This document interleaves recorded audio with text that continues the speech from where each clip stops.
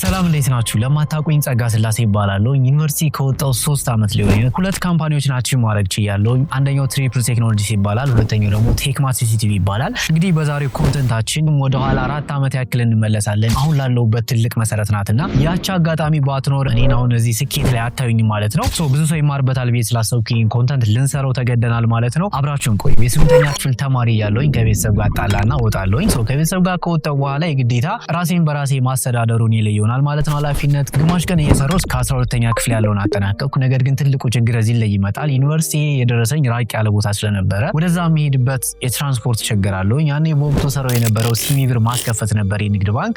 ባንኮቹ ይህን ችግሬን አይተው የባንክ ስታፎቹ አዋጣው ላኩኝ። እንግዲህ በዚያው አጋጣሚ ይሄን ቪዲዮ እያዩ ከሆነ ምስጋና ለእናንተ፣ ምክንያቱም ለዚህ ቀን መድረሴ ትልቁን ቦታ የምትይዙት እናንተ ስለሆናችሁ ከልብ አመሰግናለሁ። እንግዲህ አዋጣው ከሰደዱኝ በኋላ ዩኒቨርሲቲ ገብቻለሁኝ። ዩኒቨርሲቲ ላይ በቂ አልነበረም። ዩኒቨርሲቲ ከገባሁኝ በኋላ ምንም አይነት ብር የለኝም። ኢቭን ትራንስፖርት የሚሄድበት አንዳንድ የሳሙና የዶክመንት ኮፒ ማድረጊያ በጣም ብዙ ታውቁታላችሁ። ዩኒቨርሲቲ የገባችሁ ሰው የሚያስፈልጉን ጥቃቅን ወጪዎች አሉ። ያው ምግብ ዩኒቨርሲቲ እንኳን ቢችላችሁ ግዴታ የሆነ ያክል ብር ያስፈልጋቸዋልና ይሄን ነገር የማገኝበት ሙሉ በሙሉ ነበር የተዘጋው። ምክንያቱም ዩኒቨርሲቲው ከከተማው ራቅ ያለ ስለሆነ እየሰራው እንኳን ግማሽ ቀን ለመማር የግዴታ ተመላላሽ የሆነ ገንዘብ ያስፈልጋቸዋል ለትራንስፖርት። ይሄ ነገር ገጥሞኝ በነበረበት አመት እንግዲህ ለ3 አመት ያክል በጣም ከምናላችሁ በላይ በጣም ብዙ ስቃይ አይቼበታል። ዩኒቨርሲቲ ላይ ዊዝድሮ ለመሙላትም ተገድጄ ነበረ።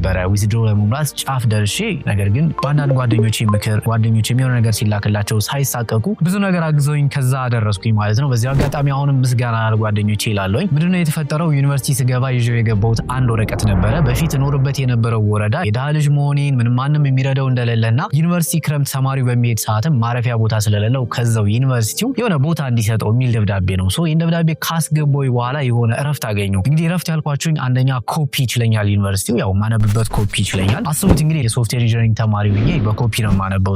ሶፍትዌር ስትማሩ ታውቁታላችሁ ብዙዎቻችሁና ኮምፒውተር ያስፈልጋቸዋል፣ እንደምን እንኳን ስልክ ያስፈልጋቸዋል። እኔ እነዚህ ሁለቱም አልነበሩኝ። ዩኒቨርሲቲ ኮፒ በመቻሉ በጣም ትልቅ ደስታ ነበር ይሰማኝ። ጥባቶች ይረዳሉ፣ ስክሪፕቶች ይሰጧቸዋል። ቦር ቢያንስ እንኳን አልቸገርም። ከዛዎች ደግሞ የኪስ ገንዘብ ተብሎ 150 ብር ረዳ ነበርና ይሄ በጣም አሁን እናንተ ስታስቡት በጣም ትንሽ ነገር ሊመስላችሁ ይችላል፣ ግን በወቅቱ በጣም ብዙ ነገር ያገዘኝ የሆነ ነገር ቀና እንድል አድርጎኝ ነበር። ነገር ግን አሁንም ይሄ በቂ አልነበረ። ይህ ነገር ከሆነ በኋላ ግን 4ኛ አመት ላይ አንድ የሚገርም አጋጣሚ ይፈጠራል። ይሄ አጋጣሚ ምንድነው? በዩኒቨርሲቲ 4ኛ አመት ልገባ ስለ ይሄን ጓደኛዬን አገኘዋለሁ። ይሄ ጓደኛዬ በወቅቱ ሎካል ድሮፕ ሺፒንግ እየሰራ ነበርና ጀማምሮታል። የሆነ ያክል ኢንካም እያገኘ ነው፣ በደንብ እየተንቀሳቀሰበት ነበር። በጣም ወደ ጓደኛዬ ነው። በዚህ አጋጣሚ ለህይወቴ በጣም ትልቅ ተርኒንግ ፖይንት የምለው ጓደኛዬ ነውና እናንተም በእርግጠኝነት እንደዚህ አይነት ተርኒንግ ፖይንት የሚያደርጓችሁ ብዙ ጓደኞች ይኖሯቸዋል። ከዚህ ነገር በጣም ትማሩበታላችሁ። ወደ ፖይንት ይስመጣላችሁ። ይሄ ጓደኛዬ ያገኘኝና በወቅቱ ችግሬን ያውቃል። ጓደኞቹ የሚላክላቸው ብር አለ 1000 2000 ይላክላቸዋል። እና እሱ ነገር በጣም ሳይኮሎጂካሊ በጣም ይጎዳቸዋል። በዛ ላይ ሶፍትዌር ተማሪ ሆናችሁ በዶክመንት ነው የምታነቡት አስቡትና ይሄ ጓደኛዬ ቢያንስ ለትራንስፖርት ቤተክርስቲያን ስትሄድ እንኳን በባጃጅ ነው የምንሄደውና ያንን እንኳን ከበር የምታረግበት በወር 500 1000 ብታገኝ እኮ ይሄ ለአንተ ትልቅ ብር ነው። እኔ እንደዚህ እየሰራሁኝ ነው። እኔ ያለሁት ባህር ዳር ነው፣ አንተ ደግሞ አርባ ምንጭ ነው ያለው። እቃውን የሚያቀርቡልን ሰዎች አዲስ አበባ ናቸው ያሉት። እንዲህ በስልክ ደውለን ነው የምንግባባቸው። አናቃቸውም፣ ቦታውን አናቅም፣ አናገኛቸውም። ግን በእምነት የሆነ እቃ ፕሮሞት አድርገህ ትሸጥላቸዋለህ፣ ኮሚሽን ይልኩልሃል። ስራው በጣም ኢዚ ነው፣ ይሄን ስራ ለምን አትሰራውም ይለኛል። በጣም ነው የገረመኝ። እንዴት ነው ጥያቄ የነበረው ሃው ቱ ፕሮሞት የሚለው ነው። እንዴት ነው ፕሮሞሽን ላደርግ የምችለው? እኔ ስልክ የለኝም፣ ፕሮሞት እንዴት ነው የማደርገው? በቀላል ስልክ መጀመር ትችላለህ አለኝ። በጣም ፑሽ አደረገኝ። የዛኑ ቀን ፖይንት እንዲይዙልኝ እኔንና አንድ የምወደው ጓደኛዬን ያሳየናል። ጓደኛዬን በጣም ደስተኛ ሆኗል። እኔ ደግሞ ከምነግራችሁ በላይ በጣም ደስተኛ ሆኜ አይዲያውን ነግሮኛል። እንዴት ፖስት እንደሚደረግ ስላሳየኝ በጣም ደስ ብሎኝ እመለሳለሁ ወደ ዩኒቨርሲቲ ተመልሼ ምንም ላርፍ አልቻልኩም። ምክንያቱም በጣም በቃ የነገረኝ ነገር በጣም ትልቅ ነገር ነው። በቃ ቢያንስ ፋይናንሻል ፍሪደም አገኛለሁ ብዬ ነው ያ የነገረኝ ነገር አሁን ላለሁበት መሰረት የሆነ አሁን ላለሁበት ትልቅ እንደ ግባት የተጠቀምኩበት ነገር ነበረ፣ ሎካል ድሮፕ ሺፒንግ። ይሄ ነገር ካሳየኝ በኋላ ላለፉት 2 ወራት ያክል ምንም አይነት ገቢ አላገኘሁበትም፣ ምንም አይነት ሽያጭ አልሸጥኩም ነበር። ነገር ግን ስልክ በጣም ይደወላል። እዚህ ላይ ምንድን ነበር ኖቲስ ያደረግነው ችግር? ስልክ ማውራት አልችልም ነበር። እቃ መሸጥ ነው። እቃ በደንብ ስልክ ሲደወልላችሁ ያ ነገር እንዴት አድርጋችሁ መሸጥ እንዳለባችሁ ካላወቃችሁ የፈለገ ማርኬቲንግ ቢመጣላችሁ የፈለገ ስልክ ቢጎርፍ መሸጥ አልቻልኩም ነበር። ምንድነው ያደረኩት? ልጅን ስደውለት ዛሬ እኔ ያልቃ ነው የሸጥኩት፣ ምን ነካ እንዴ? በጣም ብዙ ብር እየሸጥኩ ነው እያገኘሁ ነው ይለኛል። የሆነ ነገር አለ እኔ ጋር። ምን ማድረግ ጀመርኩ? ከጓደኛዬ ጋር ተነጋግረን ያው በዚህ አጋጣሚ ሲሰማው በጣም ይገርመዋል። በሌላ ስልክ ደውለን እንደ ከስተመር ሆነን ጠየቅነው። ምክንያቱም የሚጠይቁን ጥያቄ ተመሳሳይ ነው፣ የኦንላይን ጥያቄ፣ ስለ እቃው ኳሊቲ፣ በቃ ብቻ የሚጠይቋቸው ጥያቄ አለ። እሱን ሸምድደነዋል ስልክ ከመብዛት የተነሳና ሌላ ሰው ሆነን ጠየቅነው። እስካሁን አያውቅም ይሄ ጓደኛችን። የሚገርማችሁና ከስተመር የሚጠይቀንን ጥያቄ ዲቴይል ጠየቅነው። ከጠየቅነው በኋላ ግን ኮምፕሊትሊ አንገናኝም አወራራችን። እኛ አትግዙን አይነት ነው አወራራችን ጀማሪዎችን ነን አትብሉኝ አይነት ነገር ነውና ኮምፕሊት ያን ነገር ከሰሞት በኋላ እንደዛሬ ደውዬለት በነጋታው አንድ ዕቃ መሸጥ ቻልኩኝ 2000 ብር ነበር ኮሚሽኑ አስቡት ለኔ በጣም በህይወቴ ትልቁ ብር የማስበው ለመጀመሪያ ጊዜ እሱ ነው በጣም ትልቅ ብር ነው ከዛ በፊትም የሆነ ብሮችን ሜክ አድርጌያለሁ በራሴ ዩኒቨርሲቲ ከመግባቴ በፊት ግን ያ በጣም ትልቅ ነገር ነው ስልክ አውርቼ 2000 ብር ማግኘት በጣም ትልቅ ነገር ነውና እሱ ነገር በጣም ኢነርጂ ሰጠኝ ከዛ ቀን ጀምሮ ላቆም አልቻልኩኝም 3-4 አካውንቶችን ከጓደኞቼ ሰበሰብኩኝ በወቅቱ ፌስቡክ አካውንት ነበረ የሚፖስትበትና ለመፖስት ብቻ በ3-4 አካውንት ከጧቱ 12 ሰዓት ጀምሬ እስከ 3-4 ሰዓት ይፈጅብኝ ነበር ዩኒቨርሲቲ ውስጥ እየተማርኩኝ ፖስታለሁ በቃ የሄድኩ ስልኬን ነው መነካከው ምናምን ነገር በቃ ላይፊን ቼንጅ አደረገው ግን ይሄን ነገር ስንጀምር ጓደኛዬ እንዳልኳችሁ ፕላን ቢ ያለው ህይወታችሁ ላይ ፕላን ቢ የሚባል ካላችሁ ሉዝ ታረጋላችሁ እንዴት ነው ፕላን ቢ የሚባለው ጓደኛዬ እንዳልኳችሁ አሪፍ ቤተሰቦች ናቸው ብር ይልኩለታል 2000 3000 1000 ይላክለታልና ለዩኒቨርሲቲ ተማሪ የፈለጋችሁትን ሰው ጋብዛችሁ በጣም በቂ የሚባል ብር ነው በወቅቱ እንግዲህ የሆነው በጣም ቅርብ ሰዓት ላይ ነው ያኔ ብሩ በጣም አሪፍ ነውና 2000 3000 ተላከለት ማለት በጣም ምርጥ ነው ይሄ ፕላን ቢ ስላለው አልቸገረውም እኔ ግን እንዳልኳችሁ የትራንስፖርት የተቸገርኩ ሰው ነኝ ምንም አማራጭ የለኝም በቃ ድህነቴን ይዤ ነው ቁጭ አልኩኝና ሁሌ የሆነ ሻይ እንኳን ለመጠጣት ስንወጣ 5 ብር 3 ብር ሲከፍሉልኝ በጣም ነው መሳቀቀው እያነበብኩኝ ነው ስጋ እንብላ ሲሉኝ አይኔ አትክልት ነገር ነው ወይ ደግሞ የሆነ ቦታ በልቻለሁ ከዚህ ድረስ ሁሉ ደርሼ ነበር ጓደኞቼን በጣም እየተሳቀቅኩኝ የሚያሳቅቅ ጓደኛ የለኝም ግን እዛ ድረስ ደርሼ ነበር ይሄ ልጅ ግን ፕላን ቢ ነበረው ሆልድ አድርጎታል እስካሁን አልጀመረም ያንን ስራ እኔ ቀጠልኩበት ምንድነው እስከ 3ኛ ዓመት ድረስ የሆነው ዩኒቨርሲቲ ላይ እንዳልኳችሁ ሳይኮሎጂካሊ በጣም ነው የምትጎዱት እዚህ ጋር እናንተ በወረቀት እያነበባችሁ ወይም ደግሞ ሃርድ ኮፒ እያነበባችሁ የሆነ ሰው በኮምፒውተር ሲያነብ የሆነ ሰው በኮምፒውተር ኮድ ሲያደርግ የሆነ አፕሊኬሽን ሲሰራ ሶፍትዌር ሲሰራ እናንተ ላብ ላይ ብቻ ያን ነገር ተፍተፍ ስትሉ በጣም ይሰማቸዋል እንዳንድ ሶፍትዌር ተማሪና ውጤቴ በአንድም በሌላም መልኩ የምፈልገውን ያክል አልሆነም እስከዛ ድረስ ማምነው በትምህርት ነው እስከዛ ድረስ የዳ ልጅ ነኝ ተምሬ አሪፍ የሆነ ውጤት ይዤ የሆነ ትልቅ ካምፓኒ ላይ ተቀጥሬ አሪፍ ደሞዝ ማግኘት ይሄ የኔ ትልቁ ድሪም ወይም ደግሞ የመጨረሻ ህልሜ ነበር ነገር ግን ውጤቴ ለዛ የሚያበቃ አልነበረም ኦብቪየስሊ ሲነግራችሁ ከዚህ በኋላ ያሉትን ውጤቶችን እንኳን 4 ባመጣ ከ3.8 በላይ ከ3.7 በላይ ነው እንግዲህ እነዚህ ትልልቅ ካምፓኒዎች ሊቀጥሩ የሚችሉት እና ያን ነገር ማምጣት አልችልም ስለዚህ ይሄንን ብር ሜክ እያረኩ ሲሄድ 10,000 15,000 የሆነልኝ ሲሄድ ምን አይነት ሀሳብ መጣልኝ እኔ ልጆች ኮምፒት ላደርግ የምችለው ያው ማስተርስ ነው ከዲግሪ ማስተርስ ቅድሚያ ይሰጠዋል ስለዚህ ማስተርስ ለመማር ዩኒቨርሲቲ ገና ጨርሼ ነው 4ኛ ዓመት ላይ ነኝ 4ኛ ዓመት 5ኛ ዓመት ተምሬ ዩኒቨርሲቲ ማስተርሴን ብማር አሪፍ ነገር ይፈጠራል ቅድሚያ ይሰጠኛል የሚል አይነት ሀሳብ መጣልኝና ማስተርስ ለመማር ስንት ብር ያስፈልጋል የሚጠየቁ በግል ነው ያንንም ኮምፒት አድርጌ አይደለም ገብቷቸዋል ስንት ብር ነው ስል 50,000 ብር ያስፈልጋል 50,000 ብር አቺቭ ለማድረግ ነበረ ብር ሳጠራቅም የነበረው 500 ብር ሳገኝ 1,000 ብር ሳገኝ ተጠራቀመና ወደ 70,000 ብር አካባቢ መጣ ይሄ ለኔ በህይወቴ ዩኒቨርሲቲ ተማሪው ናቸው አስቡት 4ኛ ዓመት ላይ 70,000 ብር ኖረኝ ማለት ከምንም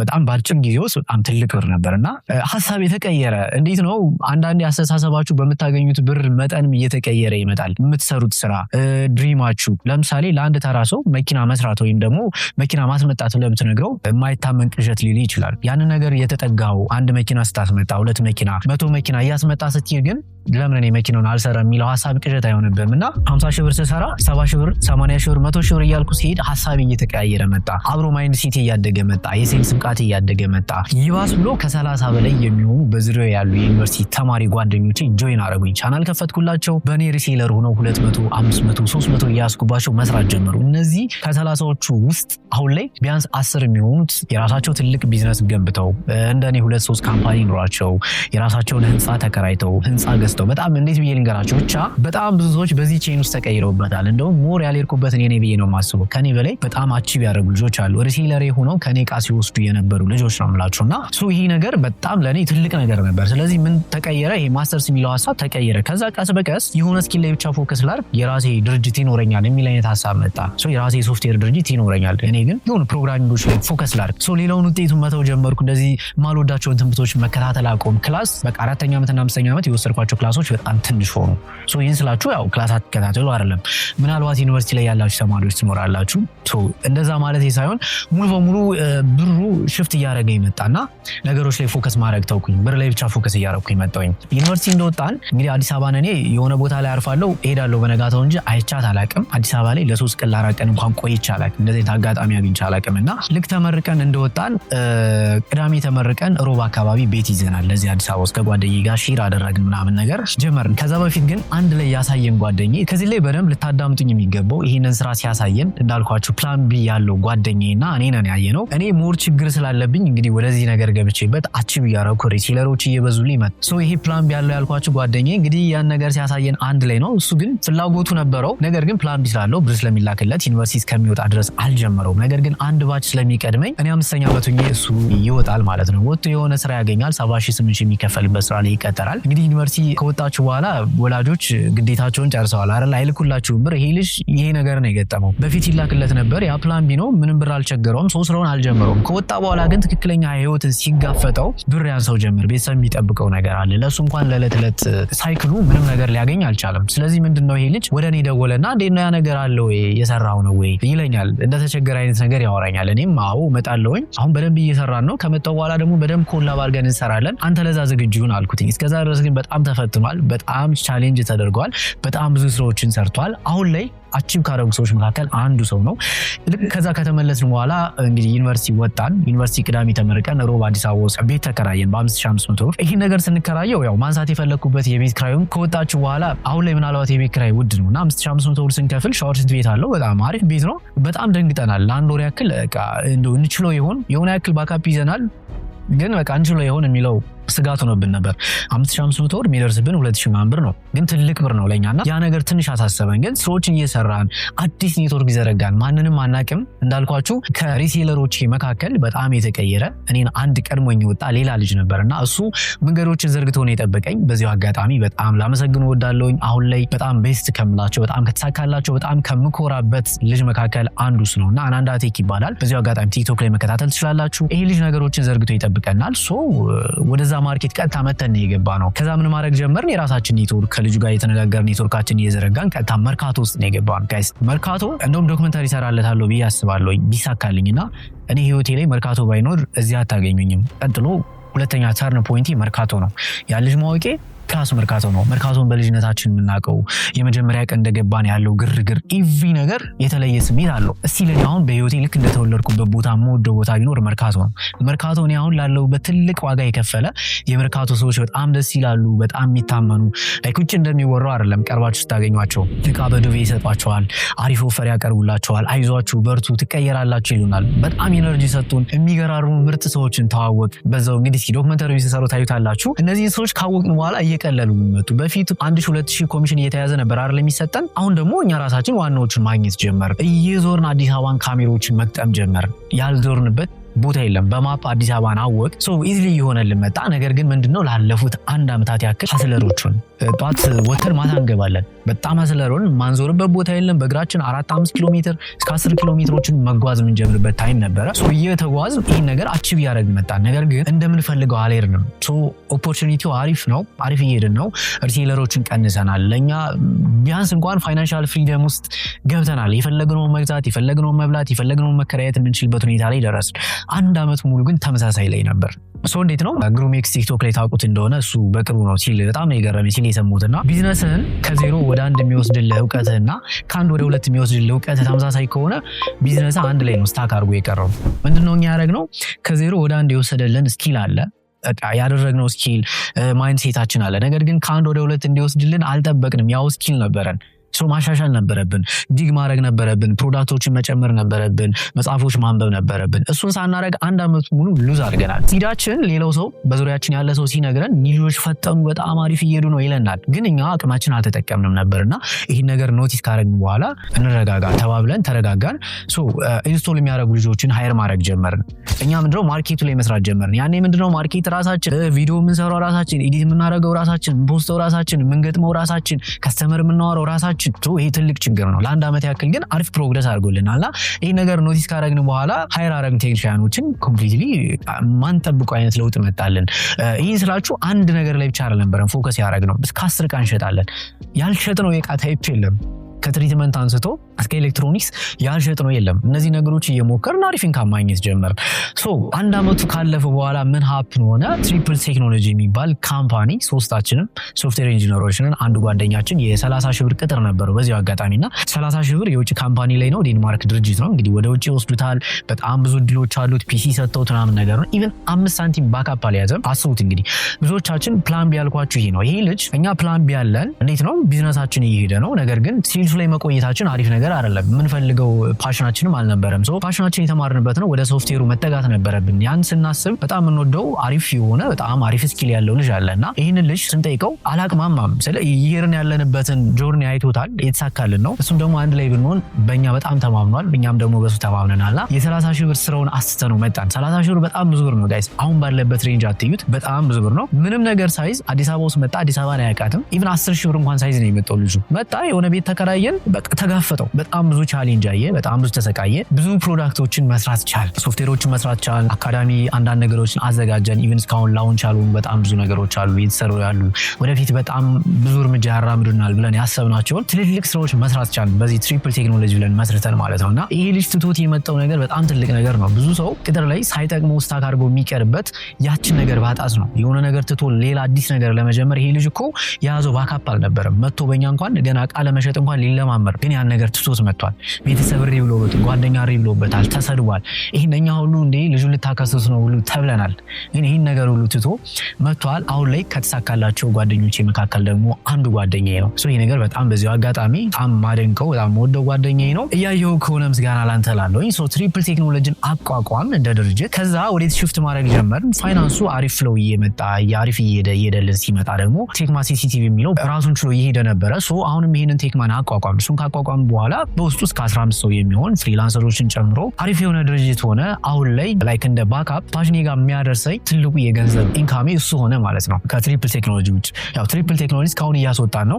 ነገር ግን ላውንች ከሆነ በኋላ ባንዴ የሆነ ቦታ ላይ እንደሚያደርሰን በጣም እርግጠኞች ነን። ይሄ ቴክማ ሲሲቲቪ ተመሰረተ ማለት ነው። ጋይስ ይህንን ሁሉ የነገርኳችሁ ይሄ ነገር አለን ይሄን ነገር አቺቭ አድርጌዋለሁ ለማለት አይደለም። በእርግጠኝነት እንደኔ መንገዱ የጠፋባቸው ዩኒቨርሲቲ ላይ እስከ 3ኛ ዓመት ላይ ያሳየሁትን ሀስል ዊዝድሮስ ከመሙላት ሊያደርሰኝ የነበረውን ስቃይ ብዙ ወጣቶች እኔን የሚመስሉ ወጣቶች እየኖሩት ነው ብዬ አስባለሁ። ከተመረቁ በኋላም እየኖሩት ያሉ ብዙ ወጣቶች አሉ። ይህን ነገርም ደጋግሞ የነገሩኝ ጓደኞቼ ናቸው። ይህን ነገር በዩቲዩብ ብትመጣ ብትሰራው በጣም ብዙ ያንተን ጆርኒ የምታካፍል ብዙ ይቀየርበታል ብሎኝ ነው።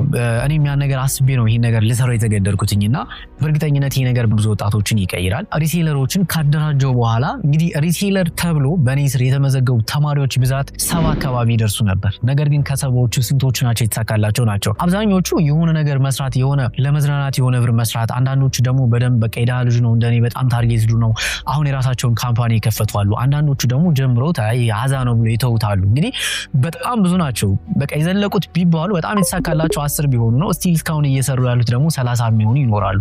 ቼኑ በጣም ሰፊ ነው እንደነገርኳችሁ።